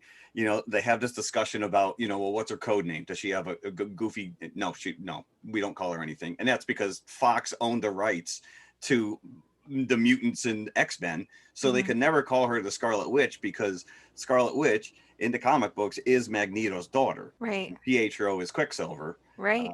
And that's something that they did in the X-Men movies. Yeah. Oh yeah. That was very clear. And I was really happy to see Evan Peters because I enjoyed him a lot. Yes, he is great. Quicksilver. Yes. As Quicksilver, but he is Quicksilver from the Fox universe. He is not. Wait. Before we get there, there's the knock on the door. Right. Yep. So she opens the door and is amazed at what she's seeing, and you only see the back of his head at first. Right. But I thought that it was Chris Evans as old Captain America at first. Oh no, I didn't. I thought it was Quicksilver. No, I thought that but again, listen to this. Okay, go ahead. The week before, leading up to episode 5, Elizabeth Olsen gave an interview, and I saw it on several websites saying that we have in store a Luke Skywalker level cameo coming up on WandaVision. So I read that thinking this is Chris Evans. They're bringing back Captain America. I don't even think this is probably that level of cameo. But you know what? His presence makes me think that we might see Magneto. That's what makes me. We are now unlocking a multiverse. So yes, because we know for a fact Spider-Man 3 is bringing in all these other actors and characters from the Sony movies. So this is a distinct possibility that yes, they're not just recasting the role, that this is Quicksilver from another reality. She can't bring back Aaron Taylor Johnson from this reality because he's dead. They've established she cannot raise the dead. So she's doing the next best thing, reaching out to the multiverse and pulling in another Quicksilver. Yeah, and Darcy says it. Brilliant line of dialogue. Did she recast Quicksilver or Pietro? Right. Which, is another nod to like Bewitched and all that other crap. But still, it was just like, what are we watching here now? And Evan Peters is just so funny as well in the scene. He's like, who's the popsicle? Who's the popsicle? He's like Danny Zuko coming into the living room. Right, yeah. Oh my gosh. So yeah, that's and this it goes by so quick. These episodes. This is the longest episode so far. It was 41 minutes. Still, you get into it, And we did get a commercial. I had to look it up because I didn't get the reference, Lagos, however you want to pronounce it. But that was in Civil War, where Wanda accidentally killed 26 civilians. It was Crossbones, right? That they were Crossbones and his henchmen in Nigeria there. So and it looks like a bounty commercial. Correct, and it was like cleaning up your mess, which and of course the wine looks like blood, you know. So yeah, there's other stuff going on there. There's one other mention, and this is now I believe may very well be the second Easter egg containing possible references to the Fantastic Four. What was it? Which was at one point Monica, when they were trying to figure out how to get back into the hex, and Darcy was rattling off, well, you need this, you need to do that, and she goes, well, I know an aerospace engineer. Yeah. Which could very well be a reference to Reed Richards, because when Monica was brought back into Sword and she was trying to ask, you know, what was going on during the blip, she was told point blank that they had lost a fair amount of their astronauts. And as we all know, the Fantastic Four were lost in space, and that's they were exposed to cosmic radiation. Yeah, but also, like, it's the Marvel universe. There's a lot of scientists floating around. So, I like, know, that, but you know, that aerospace engineer all could right. be, That could like, be anybody. anybody. You don't, Yeah. you know that they don't just randomly drop this stuff without having something to back it up. And the guy the director from the Spider-Man movies is supposedly tasked with directing this Fantastic Four movie. It just, you know, I'm always looking for stuff like this, because now, listen, we now have X-Men in this universe. So we will see. I just think when Elizabeth Olsen's talking about like a Mark Hamill level thing, like, I immediately thought Magneto because he's their dad. Yeah. And my husband immediately thought, well, Professor X, because who else can control Scarlet Witch? Only Professor X. So if it is Magneto, is it going to be the Fassbender Magneto? Doesn't make sense though, because it would be McKellen, like in 2020, which is when the thing is actually taking place, or would it be McAvoy because it's like the time of the past in the show? You know, whatever. This is blowing my mind, because they've given no indication that they're going to use or utilize this cast, the Fox cast of X-Men, before this. Right. So the implications, the possibilities are incredible. So then we go full on Hugh Jackman. Well, I don't know. Jackman said he was not going to do Wolverine again. He did die. No, at this point, that's like Roger Moore and A View to a Kill. It's like, you know, just recast, start fresh. But I think my husband could be right that it could be Professor X, because he's probably the only person who's powerful enough to stop her if she needs to be stopped. You know, interesting. Yeah. In terms of, like, you know, who else could do it? You know, unless it's Magneto, because he's their dad. I'm holding out for Cap. I'm holding out for Cap. Well, Why? I mean, the obvious to me is Doctor Strange or. I want them to tell me why, but I'm holding out for Cap. I guess what I would think. I'm not writing this show. You are. I'm thinking about, like, who would have the most emotional implications for her besides. Correct. Yeah. Pietro. Yeah. But Cap believed in her. Yes, he was the one that covered for her in Lagos. But so did Hawkeye. You know, he's the one who was saved by her brother. His life was saved by her brother. This is correct. Yes. He was like her confidant. He was the one who helped her realize, you know, that she could be a hero, that she didn't have to, you know, use her powers, like, you know, for villainous purpose. Like, he actually is quite important to the development of her as a character in the films. So that makes a lot of sense, but I'm still gonna go with Tony Stark. Oh, please no. Now, and another reason why I'm saying Cap is because of all that conjecture. Oh, that's right. Chris Evans was returning in some way, shape, or form. Yeah, that who knows where that started? He shot that down really quick, but then again, you know, he's got to. You know, he can't say, "You're right. I'm going to be in WandaVision episode 6." You're right. But if he's going to show up on a show, wouldn't he show up on Falcon and Winter Soldier? You would, right? You'd think. You would think. That's why it blew my mind if he was on WandaVision. I don't know.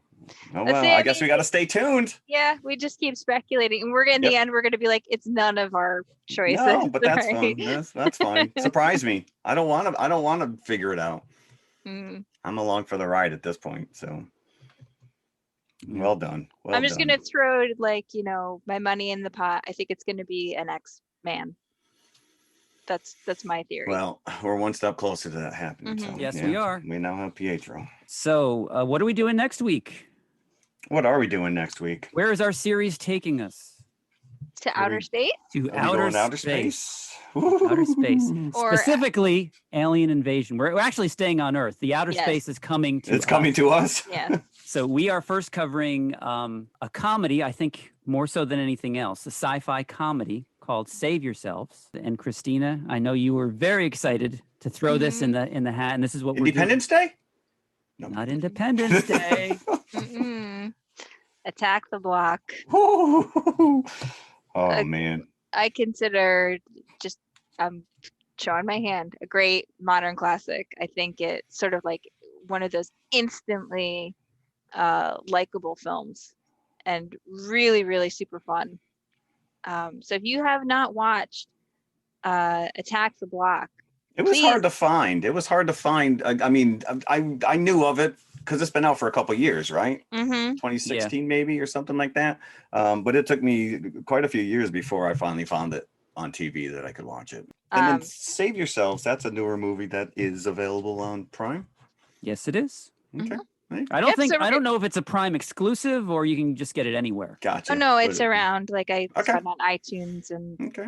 So if Whatever. anybody wants to watch and listen along with us afterwards, Mhm. that's what we're doing next week. Cool. Alien Invasion next week. Yes. So thank you for listening, as Yes, always. thank you very much. I hope it was fun because it was fun. Yes, this was a good one. So, all right. Enjoy. Bye. Bye. Hello, everybody. If you liked the podcast you just heard, then please follow TMI on all of our social media outlets. First and foremost, email us at tmipodcast2018@gmail.com. That is tmipodcast2018@gmail.com. And you can follow us on Twitter at TMI_podcast2018. Stop over, say hi, give us a compliment. We'd love to hear from you. Awesome. Make sure you follow us on Instagram as well, which is also TMI_podcast2018. And of course, we are on Facebook, facebook.com/TMI Podcast 2018. And it should be noted, we also have a community page, so join the forum. And if you like to watch YouTube, you can see us at TMI Podcast 2018, all one word. Look for the popcorn bucket. Popcorn bucket. Or you could just go to our website, which has every link there, TMIConfessionalspodcast.com. And we'll see you at the concession stand. We'll save some popcorn for you.